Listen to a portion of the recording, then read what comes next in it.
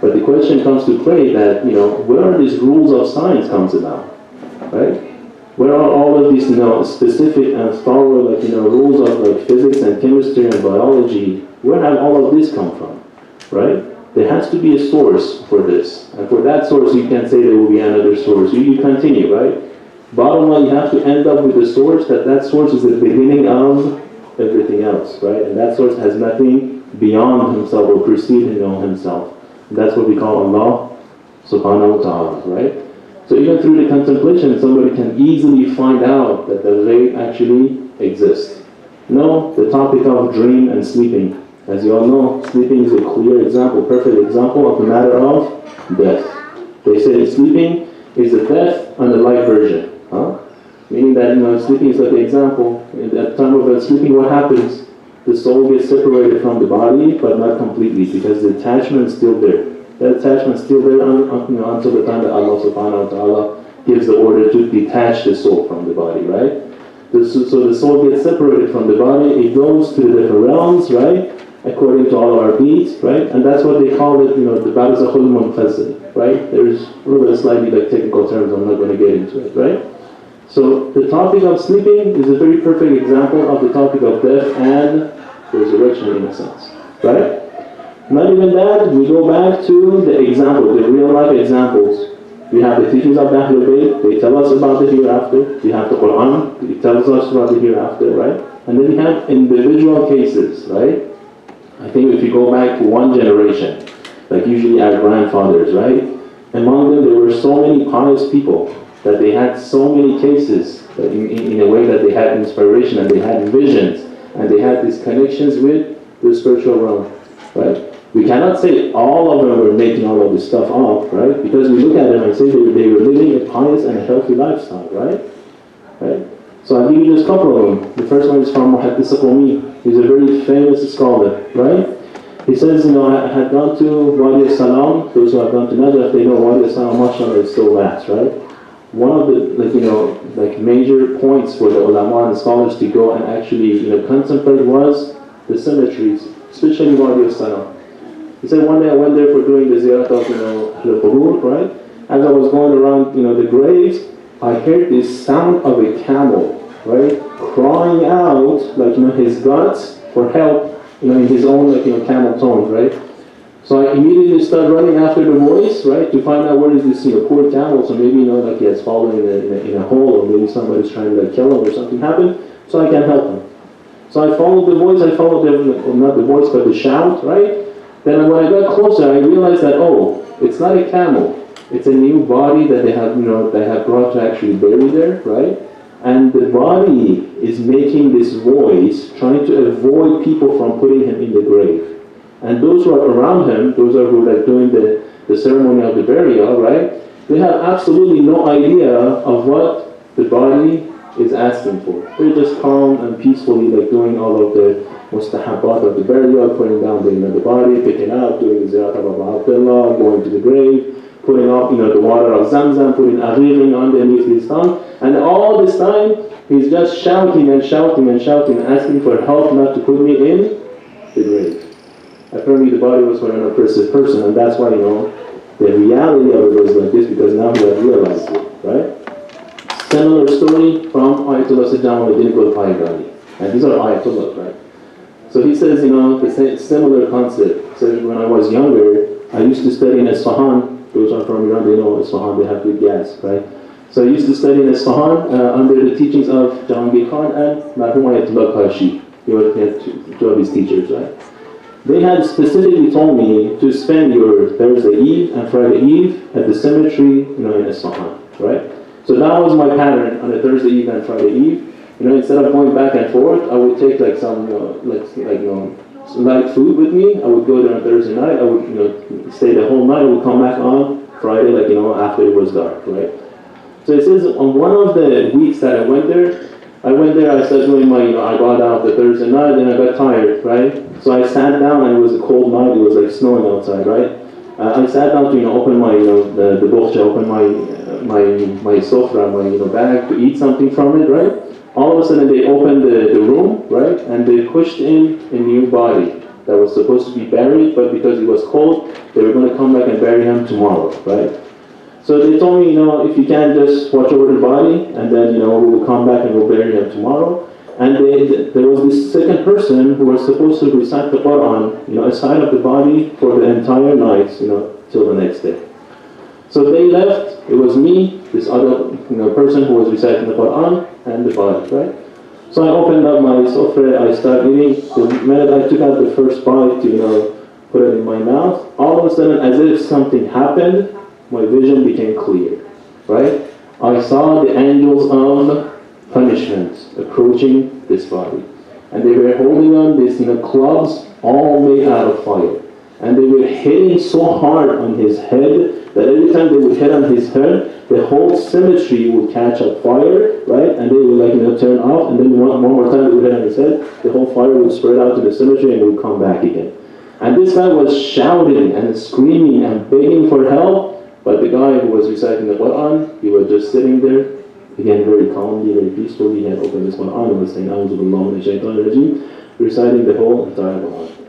And no matter how I tried to make him realize that this is what's happening to him, as if something had locked up all of my senses. I could not speak, I could not point, I could not do anything, right? So all of a sudden, I thought I cannot handle this anymore. It was such a hard scene, right? So I tried to move out, but I realized that even my legs are not moving, right? At this time I made some noise, I hit myself to the side of the casket of the body. So this reciter, this Quran reciter, he looked at me and was like, what's wrong with you? Why are you like this? How come you're all fainted, right?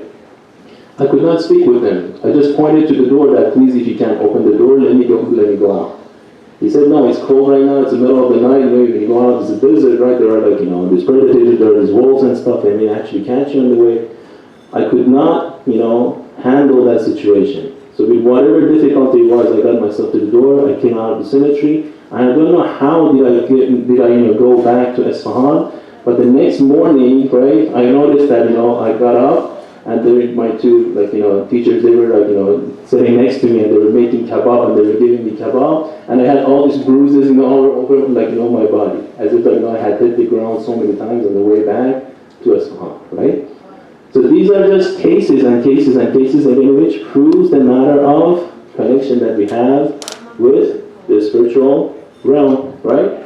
So again, all of this justification, I think it just comes, not I think, but firmly comes from, majorly from the shaitan, not from our own nafs, right? Because the nature of nafs, at the first level, is nafsul ammara. What is nafsul ammara? The one that points out, the one that leads us towards, the falsely actions. He always wants, what is desirable in terms of the material, right? That's why they say the path of heaven is uphill. It's you have to work for it, you have to try for it, right? If you want to pay sadaqah, it's a little bit hard, right? You have to take out it from your bank account, right? If you want to attend the majlis, you have to give up some other stuff. If you want to go and visit a sick person, right, you have to spend time, you have to be patient with them, right? Every good deed that you have to do, it has this sense of struggle with ourselves.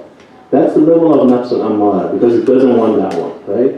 When it doesn't want that one, it comes up with all sorts of justification. Oh, where is the proof that there is God? Oh, where is the proof that the Quran is right? Oh, where is the proof that they have told us the right thing? Oh, where is the proof that the shuyukh are telling us the right things, right? So it comes all of this justification constantly and constantly and constantly. No. And what's the way of controlling this nafs al-ammara? The only way is the obedience of Allah subhanahu wa ta'ala. You have to put that leash on this nafs al-ammara to make it elevate towards nafs al-lawwama or nafs al-mutma'inna, inshallah. If Allah gives us the tawfiq. Inshallah. Sallu ala Muhammad wa ala Muhammad.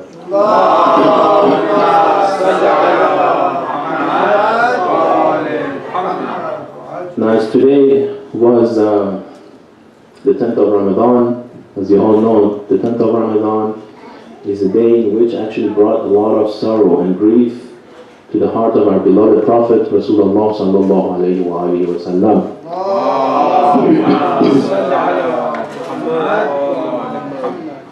Perhaps the best description that we can have for this beloved lady is the phrases in which the Holy Prophet of Islam, right, actually uses for her. He says, Khadija وَعَيْنَهَا مَثَلُ Khadija. If you want to talk about Lady Khadija, where is a life, where is an example of Lady Khadija? Where can you find someone similar to Lady Khadija, right? They say that, this year was called Bi'am al-Huzn, the year of sorrow and grief, because two great supporters of the Holy Prophet, Hazrat Abu Talib and Lady Khadija, both passed on the same year, on the 10th of Hijrah, right? But the pain and sorrow of Lady Khadija is something that the Holy Prophet kept with him for the remaining of his beloved lifetime. To the point that every time her name was mentioned, the Holy Prophet, you could easily and clearly see the signs of sorrow and sadness in his face. And he would a lot of times pray for Lady Khadija, ask Allah subhanahu wa ta'ala for extension of His mercy and His bounties on Lady Khadija. It was so much that actually raised the enviness among some of the other wives of the Holy Prophet as well, right? This shows the level, this shows the status of Lady Khadija at the presence of the Holy Prophet. And we know, by the time that the Holy Prophet was married to Lady Khadija, he did not have any other wife. He had only one wife, Lady Khadija, and that's it, right? So what's her unique characteristics that we can inshallah benefit from? MashaAllah, in every aspect we look at her, she's like, we can say like a perfect example, right?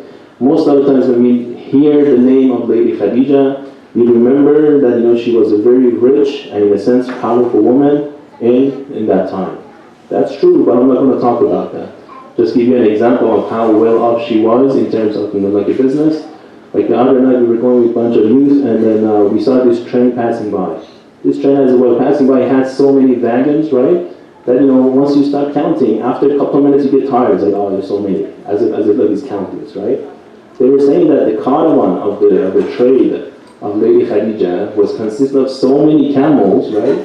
That when we look, when we were at the beginning of it, when we look at the end of it, you could not find or spot the end of it. The camels after camels and the after camels would pass by and would never end. This is how much wealth she has in terms of trading and business, right? And then it wasn't just money. She was like, she had a lot of intellect. She was like a very smart and clever and wise lady as well, right? The way she actually approaches Holy Prophet of Islam, right? The reason she actually mentions for this, the marriage that she actually proposed to the Holy Prophet of Islam is this, that I found him being signed off by Allah subhanahu wa ta'ala.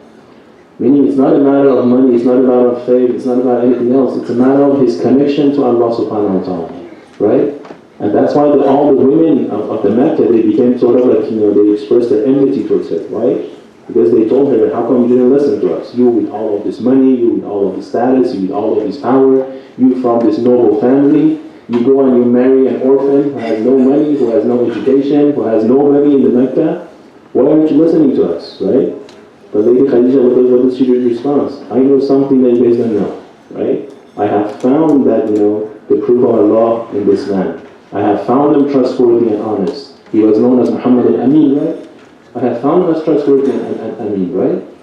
So when she comes, she doesn't only come as a spouse, she comes as the most loyal companion as you can possibly think of. Those who have gone to Mecca, when you go to the Jabal al-Nur, when you go where the Qara Hara is, right? It's quite a bit of walk from the city of Mecca to that mountain of Hara, right? Usually they take bus. In the olden days, there was no bus, there was no building, it was all like basically deserts and mountains, right? And then when you get to the mountain, from the bottom of the mountain to the tip of the mountain where the water and the cave is, it's quite a bit of a hike. At least takes about half an hour for you if you're like in a good shape to get up there.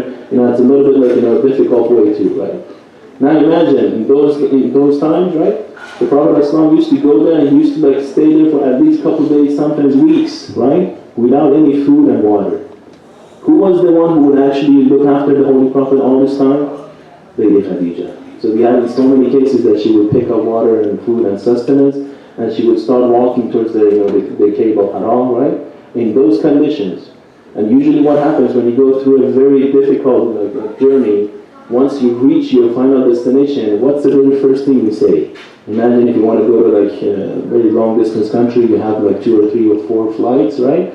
The very first thing that you reach your destination that you say, well, what is the very first thing you say? Oh wow, Alhamdulillah, that was such a long journey, Alhamdulillah, it's finished, right? It's a sense of thankful and it's a sense of, complaint, right? It's like, what a long journey. But we have it in the riwayah that, every time she would go this path, right, all the way to the cave of Hira, the minute or the second she would lay her eye on the beloved face of the Holy Prophet of Islam, not only she would not complain anything, she would smile and she would actually offer all of the stuff that she had out of like joy and like, this sense of like happiness. Not a single complaint to the Holy Prophet of Islam all this time, right? And not only when before the Prophet of the Prophet, even after that one, it became more, right? People were collecting like thorns and they were putting, on the pathway of the Holy Prophet of Islam after he announced, his prophethood. So guess who was going and picking up all these thorns from the pathway of the Holy Prophet of Islam? Lady Khadija sallallahu alaihi wasallam, right? So she was constantly showing her support, not only with her wealth, right? Not only with her time, not only with her heart, with whatever she had for the Holy Prophet of Islam. And in exchange, did she ask anything in return from the Holy Prophet of Islam? You look at all of the, the historical reports, there is not a single request from Lady Khadija from the Holy Prophet of Islam. This is very interesting, right? Except for one, and that one is not even directly, it's indirectly, right? When it comes to an end, when she comes down with the sickness, right? And when it comes to the last hours of her lifetime,